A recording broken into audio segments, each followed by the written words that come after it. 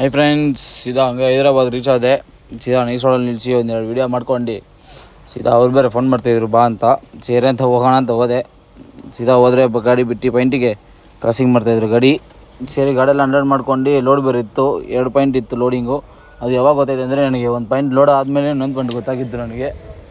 ಸೇರೆ ಅಂತ ಹೋಗಿ first ಪಾಯಿಂಟಲ್ಲಿ load ಮಾಡಿದಾಗ 400 ಕೇಸ್ ಇತ್ತು.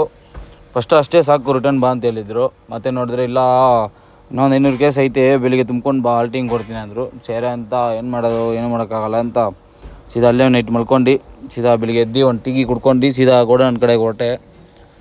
ಸೀದಾ ಅಲ್ಲಿ ಹೋದರೆ ಅಲ್ಲಿ ಸ್ವಲ್ಪ ಹೊತ್ತು ಕಾಯಿಸಿದ್ರು. ಮತ್ತು ಅವ್ರು ನೋಡಿದ್ರೆ ಲೋಡ್ ಮಾಡಿದ್ರು ಗಾಡಿ. ಲೋಡ್ ಮಾಡಿ ಸ್ವಲ್ಪ ಜಲ್ದಿನೇ ಕೊಟ್ಟರು ಬಿಲ್ಲು. ಸೇರೆ ಅಂತ ಹಂಗೆ ಹೋಗ್ತಾ ಉಕ್ಕಿಸ್ಕೊಂಡು ಹೋಗೋಣ ಅಂತ ಸೀದಾ ಉಕ್ಕೊಂಡು ಇಸ್ಕೊಂಡೆ.